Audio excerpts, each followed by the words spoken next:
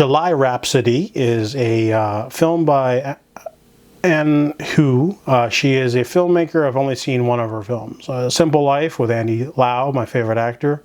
They did this movie called A Simple Life that was really boring but still enjoyable. It's about a man who has a caretaker, like a nanny, but then she gets sick, so he starts taking care of her. It's a really simple film, drama film. This one's very similar. This one's about Lam.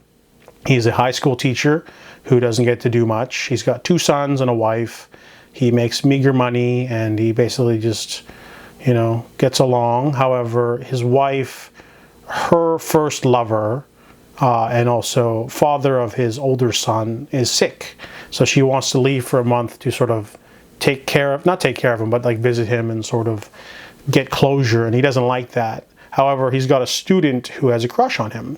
One of the female students, starts taking a liking and flirting with him, and makes him uncomfortable at first, but he's like sort of making excuses that, hey, if my wife can run off to her old lover while he's dying, and why can't I hang out with this woman? And it ends up being really uncomfortable because it's framed as just a sort of revenge affair, but she's a student and he's a teacher. It's still weird.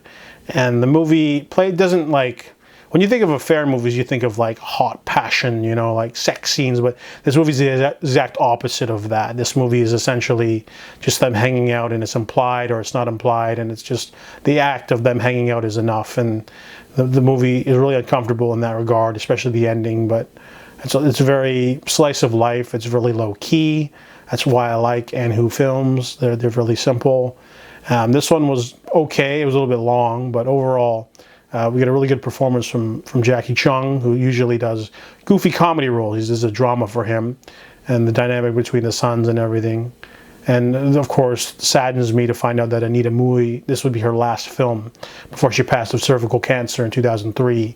She was a big formative actress for me, being in a lot of Jet Li films, like the Fong Sayuk movies and many others. Saddened to hear that this was her last film, but I'm glad I got to watch it. She plays a very low-key in this. She's very sad in this movie. It's a weird little film, to be honest, but I still enjoyed it. I give July Rhapsody a 6 out of 10.